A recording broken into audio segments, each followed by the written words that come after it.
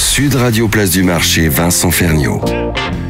Bonjour à tous. Bienvenue en ce dimanche Place du Marché, votre magazine qui vous parle, vous le savez, chaque dimanche de tout ce qui se mange, se goûte, se déguste, comme sur les marchés en fait. Un panier bien rempli pour notre émission ce matin, puisqu'en deuxième partie, nous allons nous entretenir avec Barbara Ballot, tout à l'heure, députée de Haute-Saône, et qui a rendu un rapport très complet jeudi dernier avec ses collègues de l'Assemblée nationale sur les dangers de l'utilisation des sels nitrités dans la charcuterie. Un vrai sujet, Un vrai sujet, beaucoup d'auditions pendant un an et le rapport rendu cette semaine, on en parlera avec elle. Nous aurons en ligne des artisans charcutiers pour en parler également. Mais d'abord, nous allons tout de suite recevoir une chef que vous connaissez et que vous aimez, puisqu'elle incarne à elle seule les belles valeurs de notre gastronomie française, mais aussi celles de la cuisine de terroir. Si je vous dis, à propos de terroir, si je vous dis qu'elle est landaise, chef à Paris et à Londres, et surtout, si je vous dis, c'est la gardienne des fourneaux de Top Chef, vous l'avez reconnue. Sud Radio Place du Marché, Vincent Ferniaud. Bonjour Hélène Darroze. Bonjour. Bienvenue Place du Marché. C'est assez traditionnel dans votre coin là-bas dans les Landes du côté de Villeneuve-le-Marsan. On fait le marché le dimanche matin, de toute façon. Ouais, moi quand je suis là-bas, je fais le marché presque tous les jours. Oui, j'imagine. Parce que c'est un tel plaisir d'être sur les marchés que... Oui. Que voilà. Surtout dans votre région, surtout dans ce département des Landes qu'on adore. Et alors, justement, à propos de marché, en un mot, quand vous dites vous faites les marchés, quand vous êtes là-bas, vous devez être alpagué de tous côtés, pour qu'on vous demande des conseils d'achat, des conseils de cuisine. Ah oui, c'est vrai. Tous les commerçants me disent dès que je fais un post sur leurs produits, sur les réseaux sociaux, ils me disent on a plein de gens qui viennent en disant oh là là, on a vu ça, voilà, donc c'est surtout que là-bas vous étiez déjà, je dirais, une star avant la télé, puisque famille de restaurateurs, famille de négociants, d'armagnacs, on dire tout autour des métiers de bouche, les Darroze dans les Landes. Et quand vous êtes sur place, d'ailleurs, parce que vous incarnez un peu quand même ce coin de France, ce sud-ouest et les Landes en particulier, vous continuez à le porter, même si vous êtes chef à Paris et à Londres, comme je le disais dans le lancement. Vous avez démarré avec Alain Ducasse, un autre Landais célèbre. Exactement. Exactement. Et donc, il y a une amicale comme ça, je pense à Julien Duboué qui est venu souvent dans l'émission. Il y a une amicale landaise comme ça des chefs ? Ouais, alors moi maintenant, je vais beaucoup plus dans le Pays Basque que dans les Landes parce que mes parents désormais habitent dans le Pays Basque et donc mais ça se touche, que je vais voir. Mais pour moi c'est pareil quoi. C'est un peu les frères ennemis, les Landais et les Basques. Voilà. Ouais. Mais c'est vrai que oui, je m'entends bien avec tous les chefs de toute cette région. Julien, bien entendu. Julien, c'est quelqu'un que j'aime beaucoup. C'est un super garçon. Ouais. Mais après aussi toute cette génération, vous voyez la famille Cousseau, la famille Arambide. Bien sûr. Bien sûr Michel Guérard pour moi c'est mon mentor, c'est ma référence quoi, c'est mon modèle, je sais pas comment dire, j'ai tellement d'affection pour lui que je trouve pas les mots des fois, mais voilà, mais c'est sûr c'est sûr qu'on aime se voir, on aime se rencontrer, on aime se visiter, c'est super. Alors vous partagez, je dirais Hélène, avec Alain Ducasse, le fait d'abord d'être des passionnés de cuisine et de gastronomie, et puis d'avoir des affaires, comme on dit, c'est-à-dire de ne pas être fixé que sur un restaurant. Vous avez évidemment votre restaurant historique rue d'Assas à Paris, qui maintenant s'appelle Marsan, mais qui portait votre nom. Oui, mais Marsan, c'est un vrai hommage justement. Marsan, à Villeneuve, cette petite région voilà, où je suis née, quoi, où j'ai grandi. Donc c'est un hommage à mes racines. Et puis vous avez ouvert Gioia. Gioia, c'est la joie. Oui, Gioia, c'est la joie. Alors c'est du béarnais, c'est ni du landais ni du basque, c'est du béarnais. C'est Gioia, c'est la joie en béarnais. Voilà, c'est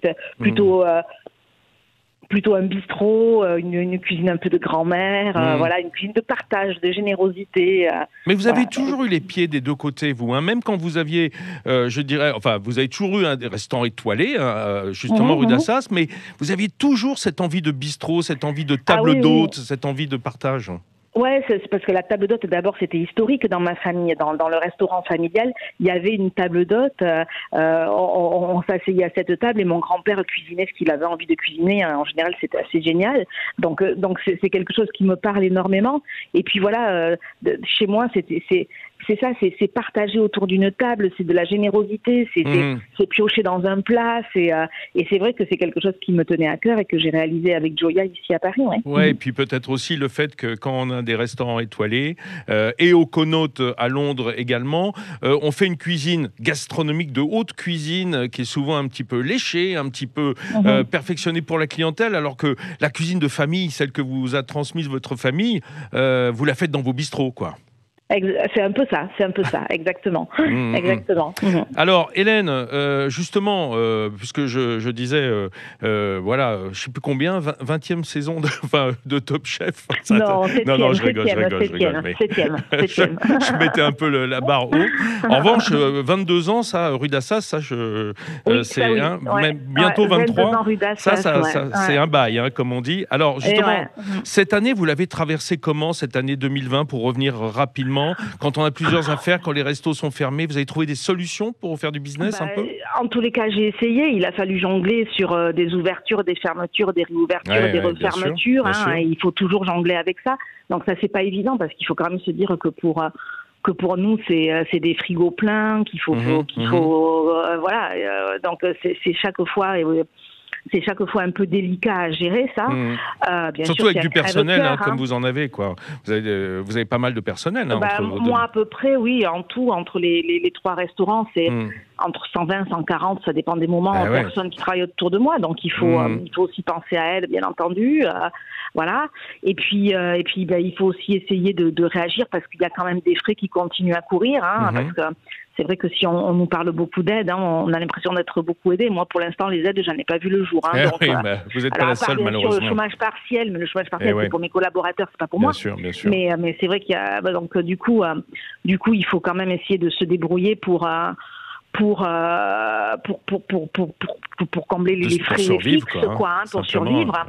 Donc, moi, dès le premier confinement, en fait, sur Joya, j'ai lancé de la vente à emporter sur la fin, qui a très très bien marché. Quand on a réouvert, j'ai ouvert avec une terrasse aussi. J'ai la chance d'avoir un très large trottoir, donc j'ai pu mettre 35 couverts en terrasse. Et ça, c'était un vrai plus.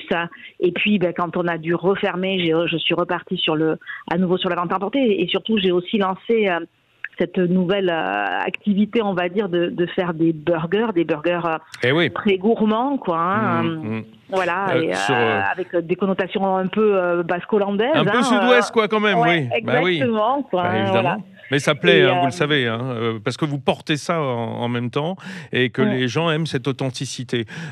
Hélène, qu'est-ce que vous pensez de vos confrères? Parce que beaucoup se sont retroussés les manches comme vous, ont trouvé des solutions, soit faire de l'épicerie carrément dans leurs établissements pour vendre des produits des filières qui les fournissent toute l'année, soit de faire évidemment de la vente à emporter, de la livraison, du click and collect, enfin toutes ces solutions, je dirais, qui sont un palliatif à cette crise sanitaire.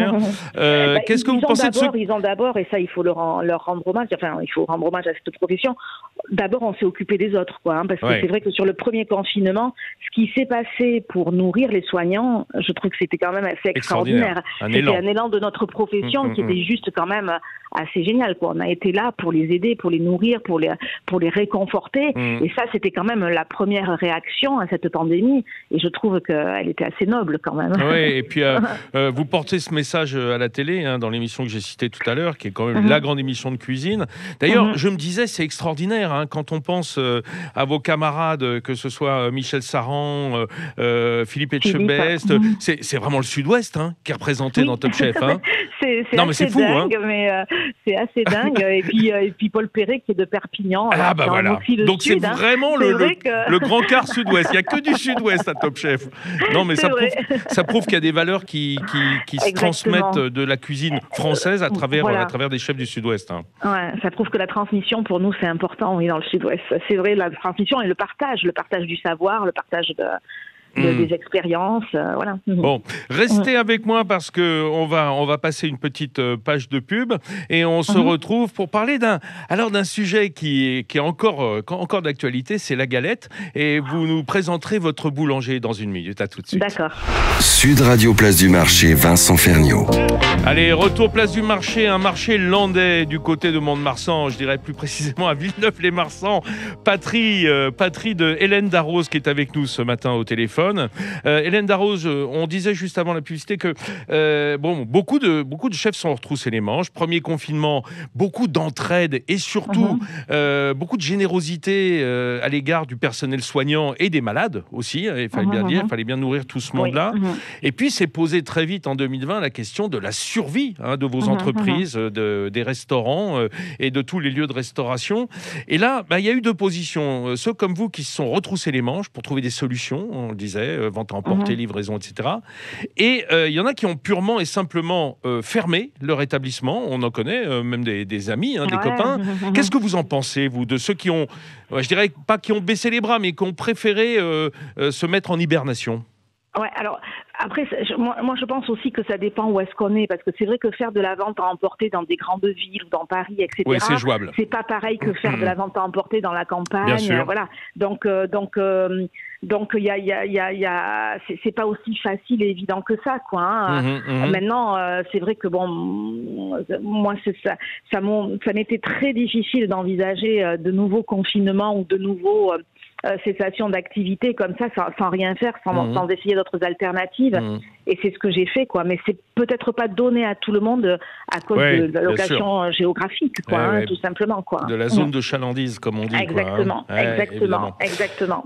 Hélène Darroze, encore un mot avant d'appeler votre boulanger, oui, parce qu'Hélène Darroze, elle a un boulanger. Ça, c'est extrêmement luxueux. Non, mais c'est vrai qu'on a souvent des chefs pâtissiers, mais des boulangers, on va en parler parce que le pain, c'est important. Hélène, je sais que vous êtes débordée. D'ailleurs, je vous remercie d'être avec nous ce matin à Place du Marché. Vous avez une vie qui est extrêmement remplie. D'abord parce que vous avez plusieurs affaires. Votre vie se partage entre Londres et Paris. Londres, en ce moment, c'est en berne. Vous n'y allez pas, du coup? Ah non, Londres, non, la dernière fois que j'y suis allée, c'était juste avant la fermeture des restaurants, avant Noël, quoi. Là, c'est bouclé, quoi. C'est vraiment bouclé. Déjà, avec le Brexit, c'est pas simple. Ça, c'est plus compliqué, on va dire. Mais mes collaborateurs sont bouclés chez eux, ils sortent pas et c'est quand même assez dramatique ce qui se passe là-bas. Est-ce qu'en Angleterre, il y a des mesures d'aide aussi aux restaurants? Est-ce qu'il y a du chômage partiel ou quelque chose qui s'y rattache?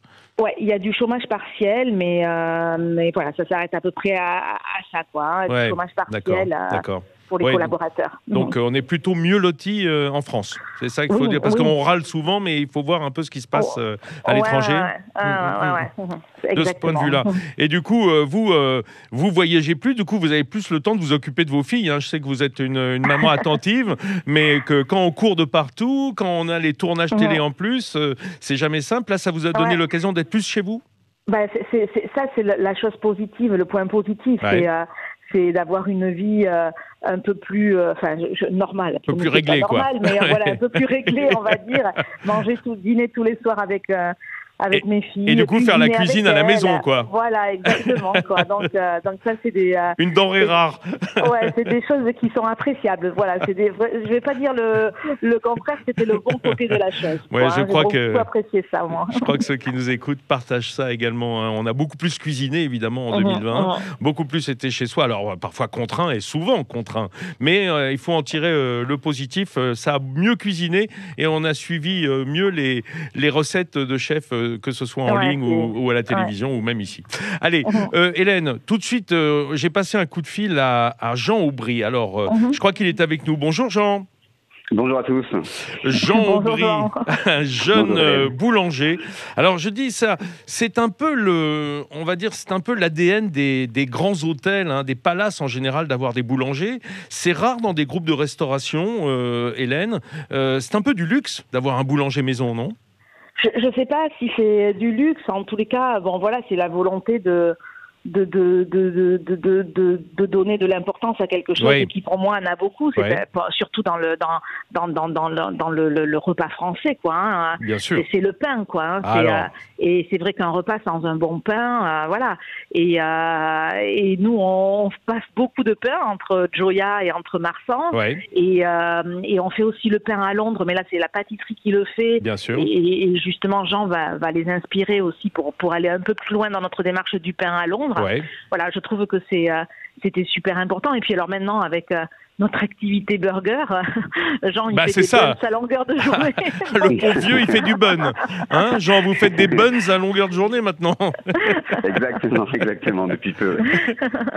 Alors Jean... c'est important sur une activité comme ça qu'on veut un peu premium quand même, d'avoir son bun fait maison, ça change tout. Hein. C'est comme pour la pizza, hein, le burger c'est avant tout le pain, et la pizza c'est la pâte à pizza. Hein, ce qu'on met dedans après c'est autre chose. Mais le pain est primordial. Dans un sandwich aussi, hein, Hélène, il faut bien le dire. Hein. Bien sûr. Un jambon beurre, ça commence par... certes, il y a le jambon et le beurre. Ah ben ouais.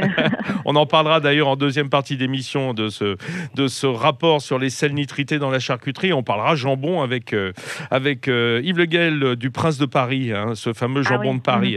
Voilà. Mais bon, autre sujet. Alors, Jean Aubry, en un mot, dites-nous quel est votre parcours. Comment est-ce qu'on arrive, jeune boulanger, je dirais, dans des restaurants chez Hélène Darroze? C'est quoi votre parcours en 3 phrases?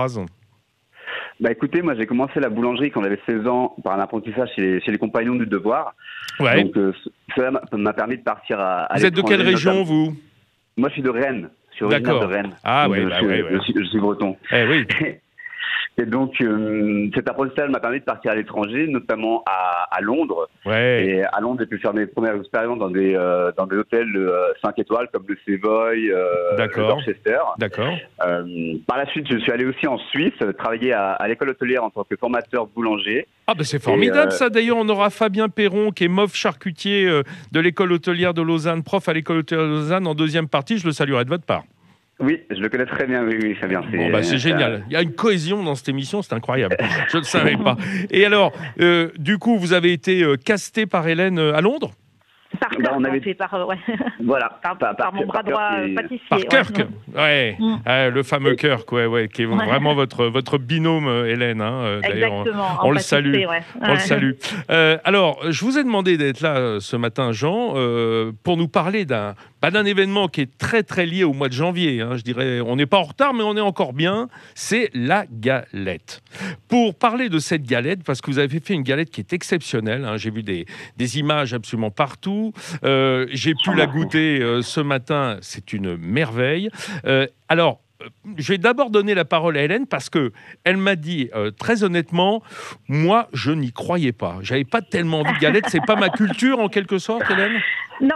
Moi j'adore la galette, mais moi la galette chez moi c'est tout simple. Hein. C'est plutôt une brioche avec des fruits confits dessus. Dans le Sud-Ouest, c'est la couronne des rois, la couronne bordelaise. Voilà, exactement.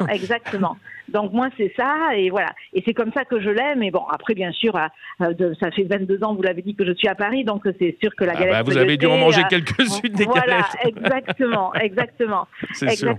Mais et c'est vrai que quand Jean et Kirk m'ont proposé de faire une galette, je trouvais ça super. Et puis en fait ça s'est fait un peu au dernier moment. Ouais. Et moi j'ai reçu les premières images en fait des essais de la galette quand j'étais à Noël auprès de mes parents à Biarritz. Et j'ai vu cette galette. Et là, vous avez salivé, quoi. Alors, non, parce que d'abord, je suis très traditionnelle, moi, dans la galette. Et puis, je me suis dit, oh là là, qu'est-ce qu'ils sont allés chercher, qu'est-ce qu'ils ont fait et puis voilà, et puis j'ai dit, bon, je vais arrêter de faire la vieille ringarde, là, je vais dire, on va goûter. Allez, on se lance. J'ai goûté. En fait, vous avez fait confiance à votre équipe, super bon, quoi. Voilà. J'ai goûté, et quand je suis rentrée, là, juste avant le 31 décembre, c'était super bon, et on l'a lancé. Et parce qu'elle est particulière, c'est pas une galette classique. Alors, Jean Aubry, en parler mieux que moi. Voilà. Expliquez-nous, parce qu'en fait, elle est à la fois feuilletée et levée, on peut dire, hein, grosso modo. Exactement, vu que on a pris une base de brioche. Qu'on a touré, donc on a superposé les couches pâte beurre pour obtenir un feuilletage. Ouais. Et donc voilà, on est parti sur cette base-là. vu que pour moi la brioche feuilletée c'est un produit que j'aime énormément travailler et qui depuis peu est devenu à la mode pour les galettes. Et donc je trouvais important de pouvoir développer ce côté aussi chez Hélène. Alors c'est vrai qu'à Paris, on a vu beaucoup de photos de la galette de Michael Bartosetti, le pâtissier du Georges V, mais en forme de couronne. La vôtre, elle est ronde, hein, elle a un peu ce côté feuilleté, et puis ça fait des volutes, hein, comme un peu des boucles, si on peut décrire. Exactement, parce que je me suis inspiré de mon ancien chef, Thomas Marie, avec qui j'ai travaillé à l'école hôtelière, qui est le revenu de France aussi boulanger. Ouais. Et donc, il avait utilisé pour son offre cette espèce d'accordéon. Et donc, je trouvais intéressant de revisiter la forme tout en utilisant sa technique. Et c'est ce que j'ai réussi à mettre en œuvre. Alors, c'est vrai que dans la nouvelle viennoiserie, hein, qui est une partie de la boulangerie, donc ça vous échoit, Jean. Dans cette nouvelle viennoiserie, on joue beaucoup plus entre les différentes sortes de pâtes, hein, c'est-à-dire entre le feuilletage, la pâte briochée, le feuilletage à croissant. On n'hésite plus à marier en quelque sorte les techniques. Exactement. Depuis peu, c'est vrai que on pourrait dire même grâce aux pâtissiers de tous ces grands palaces qui s'y sont vraiment attachés et qui ont donné une nouvelle dimension à la viennoiserie. Donc c'est vrai que maintenant on arrive à avoir des choses vraiment très variées et très très très intéressantes, tant au niveau du visuel qu'au niveau du goût. Et dans cette brioche feuilletée qui est croustifondante, on va dire, hein, pour reprendre un vieux terme, il y a quoi d'autre? Donc on a cette brioche feuilletée qui va être sur le dessus, et en dessous on va avoir cet insert frangipane. Donc nous, la frangipane, on l'a retravaillée, on a fait torréfier la poudre d'amande, on y a ajouté des zestes de citron justement pour amener ce pep et ramener de la légèreté. Parce que c'est très beurre, hein, il faut le dire, hein, la brioche feuilletée. Donc vous aviez besoin en fait de donner un petit peu de légèreté, de fraîcheur. De fraîcheur. Exactement. Et moi je trouvais, parce que c'est vrai que les galettes classiques, par moments ça peut être, on en trouve de très bonnes, mais c'est vrai que ça peut être très rapidement assez lourd.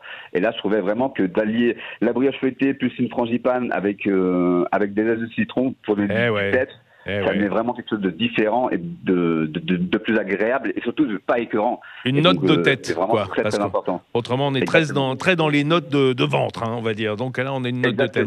Allez, avant de se quitter, Hélène Darroze, votre impression, et surtout, comment est-ce qu'elle est vendue, cette galette, hein, parce qu'on ne peut pas la déguster chez vous? Non, elle est vendue en vente à emporter depuis Marsan. Sur le site aussi?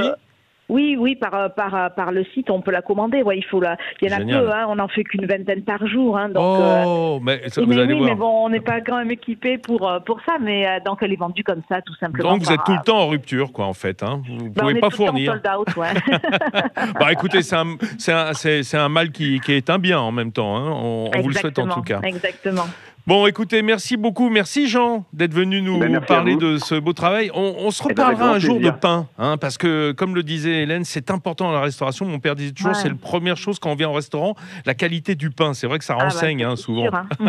Ça, c'est sûr. Merci beaucoup Hélène Darroze d'avoir été avec nous. Je vous rends au monde qui vous attend, parce que vous avez des activités dans tous les sens. Et je vous souhaite surtout que la réouverture se passe dans de bonnes conditions, mais pas trop tard. Hein.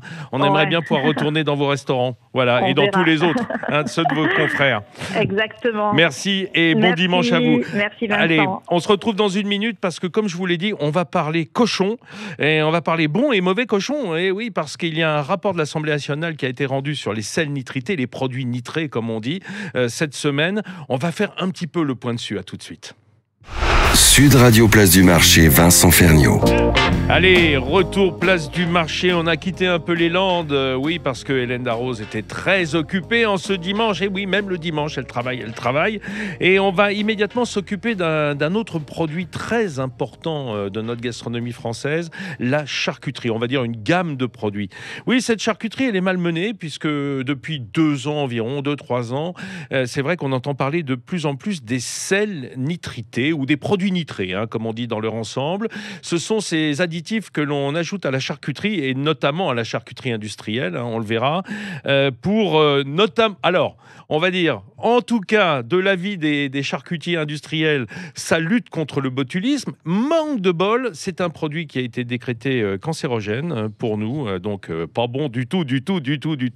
Et un rapport a été rendu cette semaine à l'Assemblée nationale par 3 députés, Richard Ramos, Michel Cluzel et Barbara Ballot, pour justement y voir un petit peu plus clair sur ce problème des produits nitrés dans notre charcuterie. Et j'ai en ligne avec nous ce matin Barbara Ballot, députée de Haute-Saône. Bonjour Barbara. Bonjour à tous et très heureuse d'être à votre micro, cher Vincent. Moi aussi, ça me fait très plaisir. Alors, Madame la députée, jeudi, c'était la conférence de presse, la remise du rapport. Vous avez auditionné pendant 1 an sur ce sujet. Oui, pendant 1 an, et nous avons fait plus de 40 heures d'audition, et aussi bien des scientifiques que des professionnels. Parce que le tout d'avoir la première... on avait besoin de répondre à la première question. Est-ce dangereux l'usage des sels nitrités au contact de la viande dans la charcuterie? Oui. Ça, c'était la première des réponses que nous devions avoir, qui a été assez vite, en tout cas, élucidée. Et ensuite, est-ce possible de pouvoir réaliser de la charcuterie? C'est ça. Est-ce qu'on peut remplacer? Alors, vous le disiez, la première question, il a été, comme on dit à la cour, il a été répondu oui à la majorité, c'est ça? Oui, il a été répondu à la majorité. Le cirque qui est venu, l'OMS, vous l'avez cité tout à l'heure, et aussi le cirque, le Centre international de recherche sur le cancer, où on a eu aussi l'audition donc de Axel Kahn là-dessus, et qui défend, vous le savez bien, dans tous les médias, en tout cas, qui va avec son bâton de pèlerin pour parler de l'usage de ces sels nitrités. Alors c'est vrai, Barbara Ballot, que après une année 2020 où tout ce qui était de l'ordre du sanitaire et de la santé était évidemment lié au Covid, est-ce qu'il n'y a pas eu enfin, vous avez continué votre travail sur cette histoire de produits cancérogènes dans notre charcuterie, preuve qu'on ne prend pas ça à la légère du tout. Non seulement c'est pas pris à la légère, mais il y a une réelle intention, en tout cas, de savoir là où nous devons aller. L'exemple du glyphosate, par exemple. On cherche encore des solutions au niveau du glyphosate. On doit encore chercher des solutions. Et oui, pour pas impacter en plus nos agriculteurs, parce qu'évidemment que la transition, elle doit se faire en douceur. Voilà. Et là, l'ajout de cet additif de sels nitrités dans les charcuteries, donc au contact du sang, puisque c'est ça qui pose problème, mais je crois qu'on aura une réponse scientifique tout à l'heure. On sait aujourd'hui qu'on a des alternatives. Donc quand on a les alternatives, pourquoi rester avec une alimentation à 2 vitesses? Il y aurait donc une alimentation pour les riches et une alimentation pour les moins riches, une alimentation pour les avertis et les moins avertis. Vous savez, ça, c'est pas possible. Je suis d'accord, mais c'est le problème de la charcuterie industrielle et c'est de ça dont on va parler évidemment dans l'émission. Alors, évidemment, lorsqu'on réfléchit au problème dans sa globalité, on sait déjà que la viande est extrêmement malmenée parce qu'il faut déjà consommer moins de viande. Notre régime en produits carnés doit un peu se limiter. On va tout de suite d'ailleurs poser la question à Jean-Michel Cohen, qui est nutritionniste. Bonjour Jean-Michel Cohen. Bonjour Vincent. Merci d'être avec nous ce matin, place du marché. Avec plaisir. Docteur Cohen, alors moi la question elle est simple. C'est vrai que dans un monde où on nous dit déjà mangez moins de viande, un monde où le cochon est malmené et notamment par la charcuterie industrielle, cette petite pique en plus, est-ce qu'elle est vraiment justifiée du point de vue de la santé? Parce que Barbara Ballot, la députée, elle n'est pas spécialiste de notre santé, elle se fie à ce que dit l'OMS. Qu'en est-il en réalité? Est-ce que c'est un produit cancérigène? Réalité, les choses ne sont pas aussi claires que ce qu'on raconte. Et mon ami Axel Kahn, notamment, quand il dit qu'il impute aux nitrites ou aux nitrates leur possibilité cancérogène, il méprise le fait que la viande rouge, d'une façon générale, est considérée aujourd'hui comme un facteur cancérogène. J'insiste bien sur le mot cancérogène. Ah oui, vous dites pas cancérigène, vous. Oui, parce que cancérogène, au sens de la définition, ça signifie susceptible peut-être d'entraîner des réactions cancéreuses. Cancérigène, c'est assurément cancérigène, donc ça donnera des cancers. Il faut rappeler qu'on a utilisé les nitrites et les nitrates. J'aime bien être précis sur les termes et pas parler d'une façon très vague. À la base, ça servait essentiellement pour limiter la prolifération des micro-organismes et en particulier le Clostridium botulinum, qui était quand même une bactérie qui tuait les gens parce que ça entraînait qui faisait tomber les dents des marins au XVIIe siècle. Oui, ça les faisait mourir essentiellement, et puis on les utilisait aussi pour limiter toute la prolifération des bactéries, des champignons et des levures. Par la suite, les industriels se sont rendus compte que ça présentait un autre avantage, c'est-à-dire que ça permettait de conserver la couleur à la viande qu'ils servaient. Et donc forcément, mais c'est le cas du sel, ça aussi, Jean-Michel. C'est le cas du sel sans nitrite. Absolument, mais ça leur permettait justement, comme ils ont des circuits de distribution très longs, de garantir un aspect faussement qualitatif de la viande, et donc de donner ça. Donc ce que vous dites, excusez-moi, je résume pour ceux qui nous écoutent, au fond c'est de dire, à la base, les intentions sont bonnes. Les sels nitrités sont là pour assurer une santé sanitaire, en fait. Il faut rappeler quand même que les nitrates sont naturellement présents dans les légumes et à des concentrations très élevées, particulièrement dans les légumes à feuilles comme les épinards ou les laitues. Et que là où c'est dangereux, c'est que de temps en temps, ça devient un contaminant naturel quand ça passe justement dans l'environnement. Le danger des nitrites et des nitrates, c'est qu'ils sont capables de former des composés qu'on appelle des nitrosamines, qui eux, à ce moment-là, sont potentiellement cancérigènes.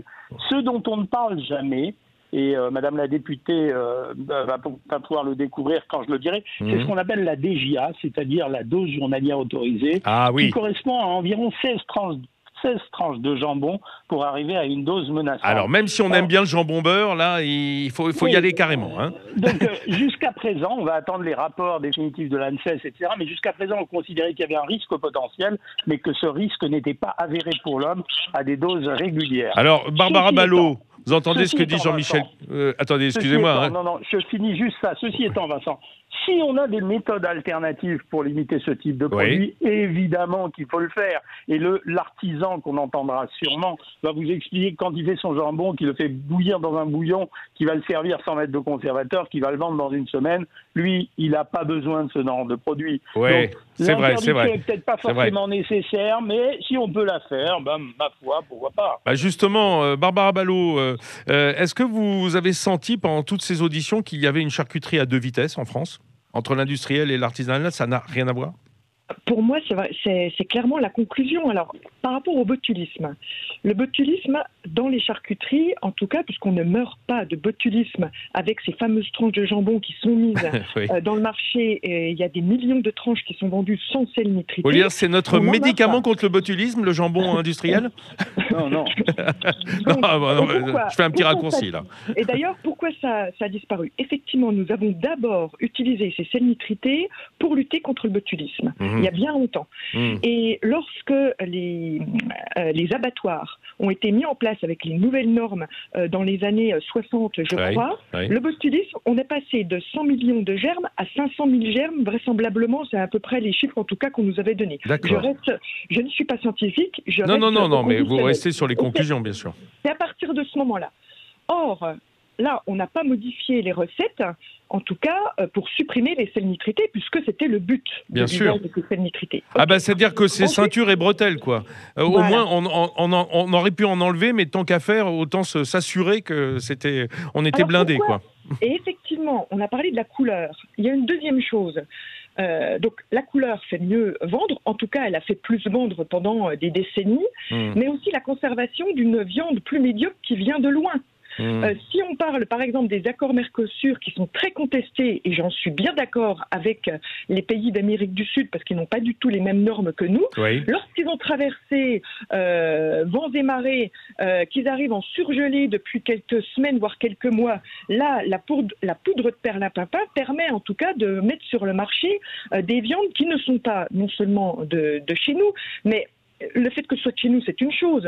On va toujours apporter, exporter. C'est toujours mieux en circuit court, bien sûr. Ça ne me pose pas de problème. Mais quand ça vient en concurrence par rapport à nos agriculteurs, où ça pose problème, le revenu, en tout cas, vivre dignement de son travail, pose problème et se retrouve en concurrence avec ces viandes-là, je vous défie en tout cas de savoir si vous allez au coin de votre rue pour manger un croque-monsieur, je vous défie de savoir d'où vient la tranche de jambon qui est dans votre croque-monsieur, par exemple. Elle vient d'ailleurs. Alors, Jean-Michel, ça vous donne envie, Elle vient d'ailleurs.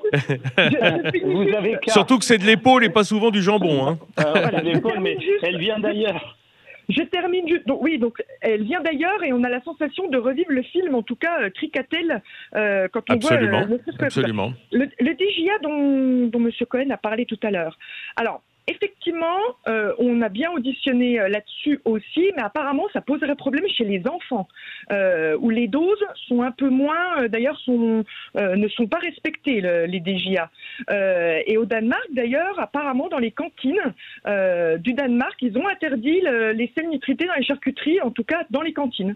Oui, alors justement, Jean-Michel, on dirait que le Danemark fait figure... En plus, le Danemark, c'est le pays du cochon hein, en Europe. Non, mais toujours, quand vous regardez l'alimentation dans les pays scandinaves et particulièrement chez les enfants, j'ai tourné des reportages là-dessus, ça a fait des grands buzz à la télévision. On se rend bien compte que la pratique de la restauration scolaire, notamment dans les pays du Nord, est exceptionnelle, ne serait-ce qu'avec les lunchbox qu'on autorise les enfants à amener pour éviter justement les problèmes d'allergie, problème qui va se poser avec le confinement. Et pour autant, c'est le pays de la charcuterie industrielle pour le porc, le Danemark. Pour le porc, la vraie problématique à l'heure actuelle, elle est soulignée par les éleveurs bretons qui vous expliquent qu'ils ne sont absolument plus compétitifs en termes d'élevage en ce qui concerne le porc. Et c'est ce qui fait que les industriels qui se partent d'une pseudo-vertu en général sont ravis d'aller acheter des porcs partout ailleurs en Europe, voire, comme le disait la députée à l'heure actuelle, à l'extérieur de la France, pour avoir des prix extrêmement compétitifs. Et les industriels français du porc, et notamment la Bretagne, qui était le premier producteur, sont en train de crever, simplement parce que leur prix de revient, la plupart du temps, est quasiment plus élevé que le prix auquel on l'achète dans les supermarchés. Oui, parce que tout se paye. Donc, c'est là où il y a un truc à régler, Madame la députée. J'aimerais répondre Barbara, aussi sur la partie... Oui, brièvement, s'il vous plaît, parce que le temps passe. On va avoir Fabien Perron avec nous et j'en suis vraiment ravie aussi, ce qui sous-entendrait que les artisans peuvent le faire et pas les industries. C'est faux, l'entreprise Bazin, basée d'ailleurs en Haute-Saône, a toute une gamme, Patrick Wagner, ou même les fameuses saucisses de Morteau où on fait très attention à la qualité de la viande, etc. Ouais. On n'utilise pas de sel nitrité. Ah non, mais de toute façon, c'est sûr qu'en circuit court, et dès qu'on s'occupe d'artisanat, on trouve partout des initiatives en France pour essayer de pallier justement on va dire la baisse des sels nitrités dans notre charcuterie, et notamment dans les salaisons. Parce qu'il y a le jambon, certes, le jambon cuit d'un côté, c'est un autre problème, mais dans les salaisons, souvent c'est utilisé. Bon, mais merci beaucoup Jean-Michel Cohen d'avoir posé le problème avec nous. On va avoir des artisans dans une minute ou deux pour nous dire comment est-ce qu'on peut maintenant remplacer ces sels nitrités si on doit les baisser dans notre jambon et dans notre saucisson. Ils vont nous apporter les réponses. Barbara Ballot, vous restez avec nous, merci. Sud Radio, place du marché, Vincent Ferniaud. Place du marché, ça palabre ce matin, comme on aime le faire au marché le dimanche. On est avec nous en ligne Barbara Ballot, députée de Haute-Saône, de la Commission des affaires économiques, qui a rendu un rapport jeudi sur les sels nitrités. On écoutait à l'instant Jean-Michel Cohen, le nutritionniste, qui nous disait, bien sûr qu'il faut baisser les sels nitrités dans notre charcuterie française partout, mais c'est un petit peu un moyen de se sécuriser pour l'industrie charcutière, je dirais pour aseptiser un peu des viandes dont on n'est pas trop sûr. C'est ça, Barbara, au fond. Des viandes dont on ne connaîtrait pas trop l'origine, qui sont un peu douteuses. Allez, on leur met beaucoup de sel nitrité, ça nous rassure. Et oui, et puis vous savez, on a posé la question aussi aux 60 personnes que nous avons reçues et que nous avons auditionnées. Et à la fin, on aimait bien leur poser, les titiller en disant « Est-ce que vous mangez du jambon sel nitrité ou sans sel nitrité ?» On avait deux réponses. Ou bien ils mangeaient sans sel nitrité, généralement, ou bien ils ne mangeaient pas de viande du tout. Et moi, je suis défenseur de manger de la viande, mais de la bonne viande. Ah voilà. C'est d'ailleurs pour ça que ce matin, nous avons en ligne, c'est, on va dire, deux tenants de la charcuterie artisanale, deux artisans chacun à leur manière. D'abord Yves Leguel. Bonjour Yves Leguel. Bonjour. Yves Leguel, vous êtes, vous représentez la société Doumbéa. C'est vous qui faites le fameux jambon, le Prince de Paris. Alors, c'est important parce que le jambon de Paris, ça c'est une belle appellation. Le jambon de Paris, c'est un peu on va dire l'exemple du jambon blanc, comme on dit, du jambon cuit, tel qu'on l'imagine. Souvent, et je le disais tout à l'heure, ce qu'on a dans nos sandwichs, qui sont pas toujours d'extrême qualité. Quand c'est pas votre produit, c'est souvent de l'épaule d'ailleurs, c'est même pas du jambon. Oui, il y a beaucoup d'épaule effectivement qui est incorporé dans les sandwichs. Alors après, il y a quelques exceptions qui font des sandwichs de qualité. Ah oui, bah oui, notamment avec le Prince de Paris, hein, votre jambon. Voilà, ouais. Exactement. Ouais. Bah, on va voir, vous allez nous raconter comment il est fait, comme ça on va se rendre compte. Et puis on a également au téléphone Fabien Perron. Fabien Perron, bonjour. Bonjour Vincent, bonjour à tous. Fabien Perron, il est meilleur ouvrier de France charcutier, co-auteur du grand livre de la charcuterie et surtout prof à la très prestigieuse école hôtelière de Lausanne, parce que les futurs directeurs d'hôtels, etc., ils dédaignent pas de se mettre un peu la tête dans la charcuterie et dans le traiteur, hein. Alors, effectivement, non seulement ils les daignent pas, mais en plus ils adorent ça.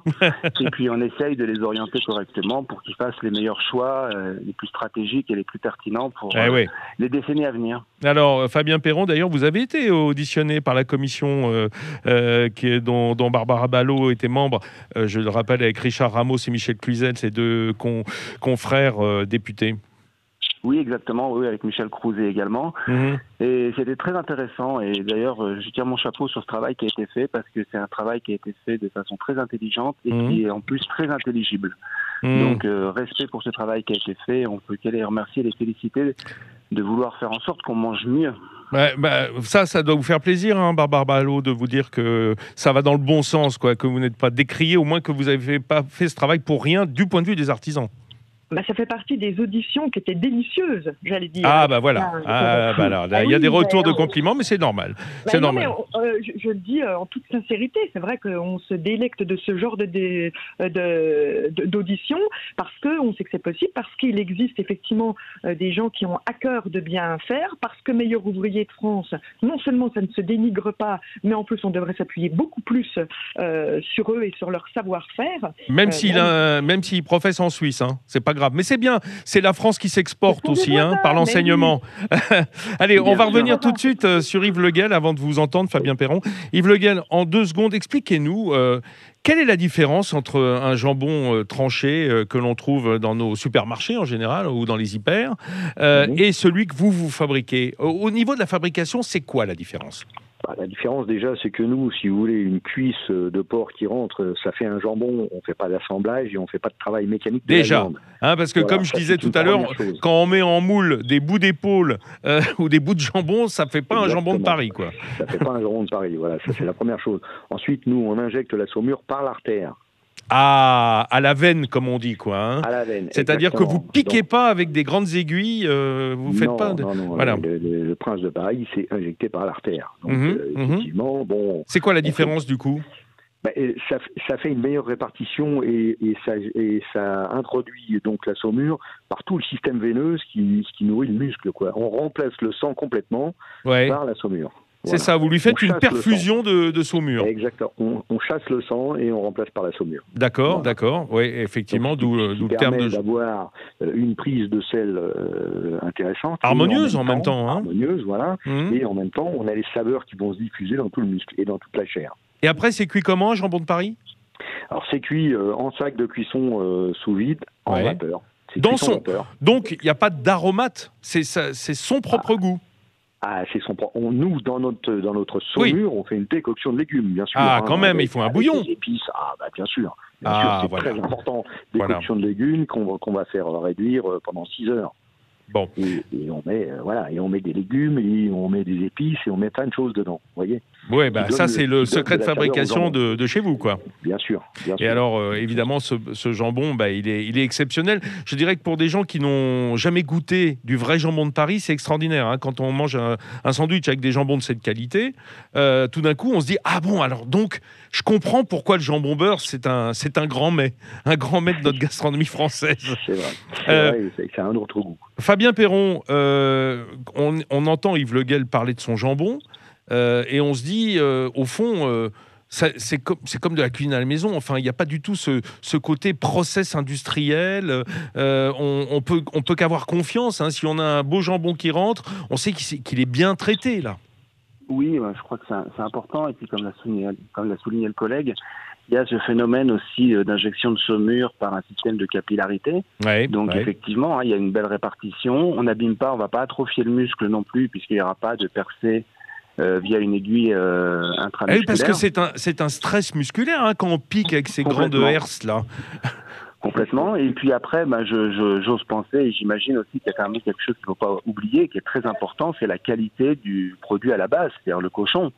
Et j'imagine qu'il provient d'élevage de cochons en plein air.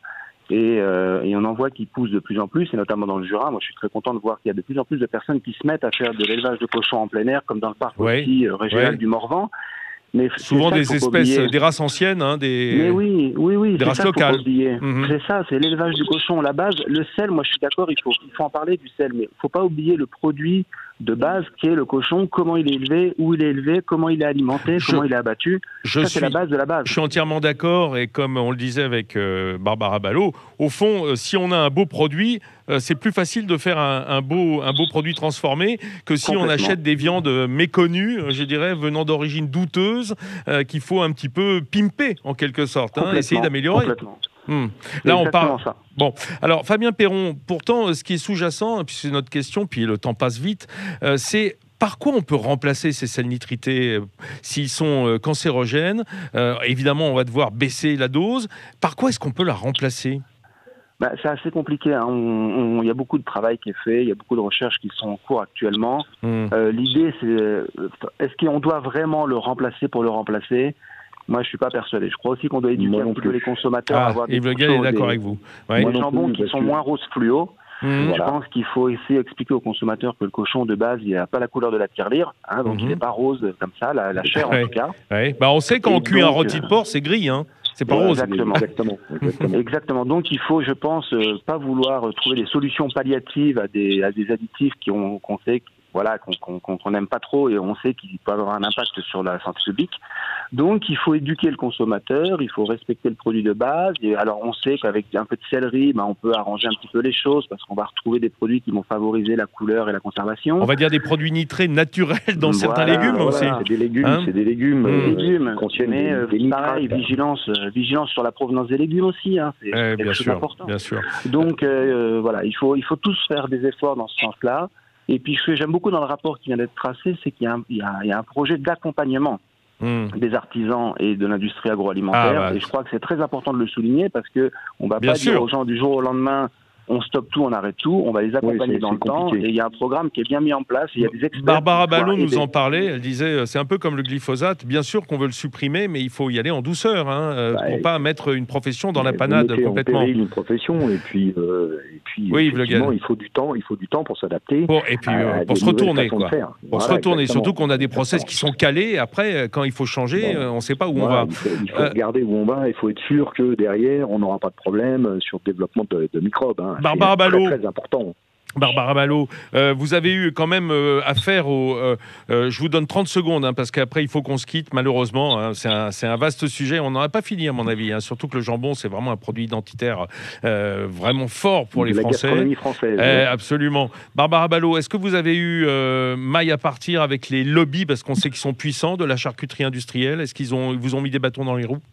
Bien sûr, puisque vous avez parlé tout à l'heure de la viande qui vient de loin, et donc ça ferait partie de ces fameuses poudres de perlimpinpin, donc qui permettraient d'utiliser de la viande. Presque du minerai, quoi. J'aurais même envie de dire, à l'issue de ce travail, même si certains ne sont pas convaincus, on va attendre le rapport de l'ANSES, l'Agence nationale de sécurité sanitaire. Absolument. Mais même si à ce point-là, au point de l'ANSES, à ses yeux à elle, il n'y a pas véritable danger. Encore une fois, on attend au mois d'avril les conclusions. D'accord. En tout cas, de ne pas utiliser des sels nitrités, ça oblige à utiliser de la viande de bonne qualité. C'est ça. Donc c'est une question de prix après, on le sait. Alors la question de prix, il n'y a pas de souci, j'ai pas de problème avec ça. Arrêtons de faire croire aux consommateurs que la nourriture saine n'est pas chère. Arrêtons de leur faire croire ça, c'est leur mentir. Alors écoutez, ça tombe bien en ces périodes où chacun privé de restaurant a pu mettre un petit peu plus de budget dans les produits qu'il achetait chez ses commerçants et peut-être s'est rendu compte de la différence. Ça sera peut-être le bien du mal de cette crise sanitaire. Merci beaucoup, messieurs. Merci, madame la députée, d'avoir été avec nous ce matin, place du marché. On se reparle alors après avril, quand on aura le rapport de l'ANSES, parce que moi, je suis le jambon. Je suis le jambon, c'est important dans ma vie. Merci à tous d'être venus aussi faire votre marché, place du marché. On se retrouve dimanche prochain à 10h. Alors, pour continuer d'explorer l'actualité du monde de l'alimentation et de la gastronomie, sous toutes ses formes avec les acteurs du secteur, comme ce matin, bien entendu. Dans un instant, on retrouve Jacques Plessis dans Les Clés d'une vie et puis Nathalie Schrein-Guillermat. C'est ça la France. Allez, on continue à faire le tour de France. Et bon dimanche à tous à l'écoute de nos programmes du week-end.